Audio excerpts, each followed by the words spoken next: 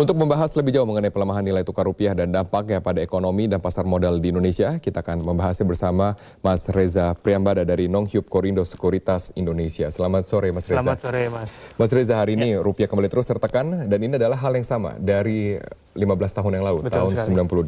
98. Lalu faktor apa yang paling berperan saat ini?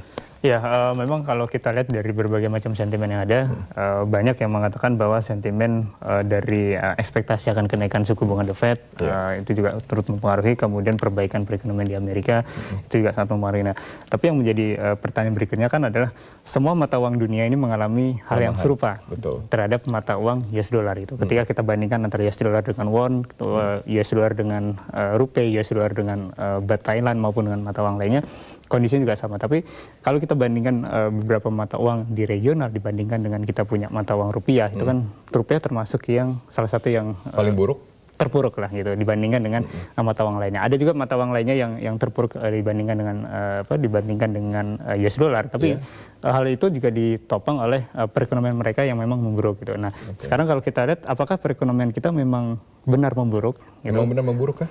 Ya, artinya gini, kalau kita baca dari statement Bank Indonesia bahwa pergerakan rupiah ini sudah sesuai dengan fundamentalnya, maka kan akan timbul persepsi di pelaku pasar maupun masyarakat bahwa perekonomian kita memang memburuk terkait dengan adanya pelemahan nilai tukar rupiah. Padahal kalau kita lihat perekonomian kita memang tidak kuat, dan kalau kita katakan rapuh memang cukup rapuh gitu. Karena apa? Karena kita punya defisit neraca perdagangan juga kita masih mengalami minus, walaupun di bulan Januari sempat mengalami surplusnya pun juga tipis kan, hanya 1, sekian juta US dollar, dan itu pun juga belum cukup kuat untuk mengatakan bahwa perekonomian kita memang kuat secara 100%. Itu. Setiap tahun kita terus mengalami dari pelemahan nilai rupiah, dan itu adalah di setiap akhir dari kuartal, karena di situ ada pembayaran dari utang-utang luar negeri bagi para perusahaan. Nah, setiap tahun kita mengalami hal yang sama. Jadi selama beberapa tahun terakhir perekonomian Indonesia belum ada perbaikan sama sekali. Improvement yang kita harapkan akan mengalami perbaikan, dalam arti kata perbaikan yang sebenarnya memang belum terlihat ya gitu. Kita bisa lihat sampai dengan saat ini, bahkan terakhir pun data kita punya GDP juga mengalami penurunan kan gitu. Yang kita harapkan GDP masih bisa bertahan paling tidak di 5,4 hingga 5,5%, ternyata kemarin turun hanya 5,01% kan. Itu berarti menandakan bahwa kita punya pertumbuhan memang sedang mengalami perlambatan. Kemudian perlambatan ekonomi. Kemudian dari sisi neraca perdagangan kita juga belum ada perbaikan. Nah, kalau kemarin sempat kita mengalami surplus itu karena apa? Karena kita punya impor ditekan.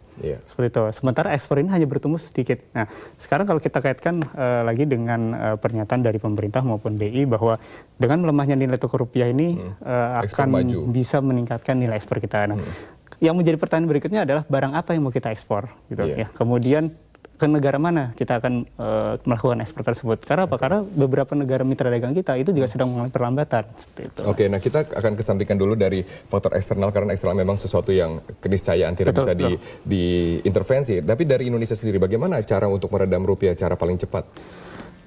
Kalau kita lihat dari kebijakan yang ada, mungkin sementara ini yang bisa dilakukan adalah kita bisa membatasi berbagai transaksi yang ada di masyarakat, kita alihkan dengan menggunakan rupiah gitu. Banyak transaksi yang memang masih menggunakan US dollar gitu kan. Baik itu dari transaksi kecil sampai dengan transaksi besar. Transaksi kecil misalkan ketika kita mengunjungi suatu daerah, hotelnya menggunakan mata uang US dollar, padahal kita orang lokal ya, tapi mereka menerima dalam bentuk US dollar, dan itu adalah contoh kecil. Sementara kalau kita lihat dari contoh besarnya, misalkan perdagangan di pelabuhan dan sebagainya, itu kan kita bisa alihkan ke rupiah. Tapi kan dampak ini tidak dapat dirasakan dalam 1 minggu, 2 minggu, 3 minggu. Sedangkan ini kalau tidak dilakukan intervensi, misalnya pembelian dari surat utang negara ataupun juga hal-hal yang lainnya, akan terus terpuruk, dan ini sangat memberatkan dari pengusaha yang mengimpor bahan baku. Betul, karena kalau kita lihat kan pergerakan dari nilai mata uang ini kan kita harus lihat dari dua sisi, baik itu dari teman-teman kita di eksportir maupun teman-teman kita di importir gitu. Nah, ketika kita melihat bahwa pelemahan nilai tukar rupiah ini memberatkan para importir, ini tentu akan mematikan mereka punya usaha dong Mas gitu. Jadi paling tidak ada berbagai langkah pemerintah yang bisa dilakukan agar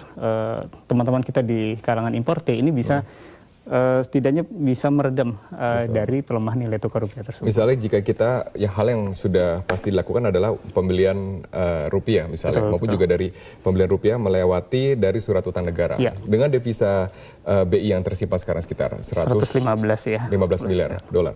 Cukupkah itu untuk meredam dalam waktu yang cukup lama? Saya pikir kurang ya gitu, karena kita punya cadangan devisa kan memang dalam 2-3 bulan terakhir ini memang mengalami peningkatan. Tapi kalau cadangan devisa kita dilakukan untuk intervensi dari US dollar, maka ya akan tergerus kan. Gitu. Dan ini akan boleh dikatakan ya ini akan membuang uang percuma gitu kan. Karena apa? Karena ya sentimen dari mata uang tersebut memang masih lebih menguatkan US dollar gitu. Jadi yang bisa kita lakukan adalah kita tidak bisa meredam sentimen dari luar, tapi paling tidak ada langkah antisipasi dari pemerintah terkait dengan kita punya kondisi moneter. Oke, dan juga dikatakan bahwa ada beberapa hal yang memperburuk dari kondisi keuangan Indonesia, seperti penurunan dari suku bunga acuan, misalnya Bank Indonesia menjadi 7,5%. Apakah hal ini juga benar-benar mempengaruhi? Jadi pasar Indonesia tidak lagi dilihat menarik oleh investor luar negeri? Iya kan gini, ada semacam korelasi kuat ya antara pergerakan nilai mata uang dengan pergerakan dari suku bunga gitu kan. Nah, jadi ketika suku bunga ini mengalami kenaikan, maka ada persepsi atau penilaian bahwa yield yang diterima oleh mata uang itu akan mengalami peningkatan. Atau dengan gampangnya kita bisa katakan, ketika saya pegang 1 US dollar, saya dikasih yield 0,25% gitu. Nah, tapi ketika The Fed menaikkan suku bunga, katakanlah 25 atau 50 basis point, maka ketika saya memegang 1 US dollar, maka kita punya yield itu akan mengalami peningkatan 50 hingga 75%. Nah, jadi kondisi seperti itu yang akhirnya membuat kenapa kita punya rupiah terus mengalami pelemahan, karena ya ada pengaruh juga dari pergerakan suku bunga. Tapi hal itu kalaupun diimbangi dengan perbaikan kita punya moneter, kemudian memang ekspor kita bisa mengalami peningkatan, gitu. Paling tidak itu bisa mengimbangi pelemahan nilai mata uang kita ya.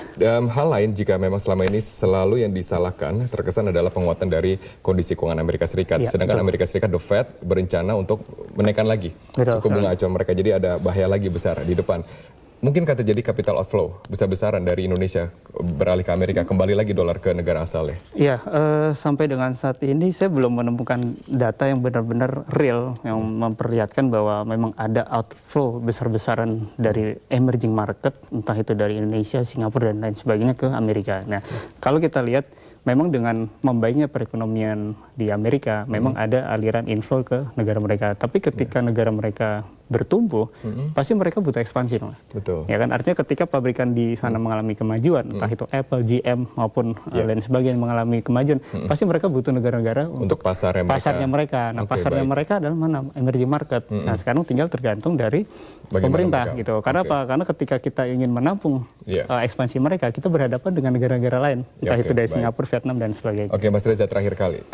Apakah ada nilai psikologis yang bisa diterima dengan fundamental ekonomi sekarang? Berapa harga dolar seharusnya menurut level psikologis dari pengusaha dan juga investor luar negeri? Ya, kita sih berharap adanya penguatan terhadap nilai tukar rupiah ya. Pada saat kita membuat outlook untuk 2015 ini, kita berharap rupiah itu tidaknya bisa bergerak di level antara 11.900 sampai dengan 12.300. Nah, artinya setelah 12.300 ini tidak bisa ditahan, maka ada potensi berikutnya rupiah bisa ke 12.850 sampai dengan 13.000. Oke, baik. Terima kasih Mas Reza Priambada dari Nong Hyup Korindo Sekuritas Indonesia telah berbagi bersama kami. Terima kasih. Terima kasih, Mas.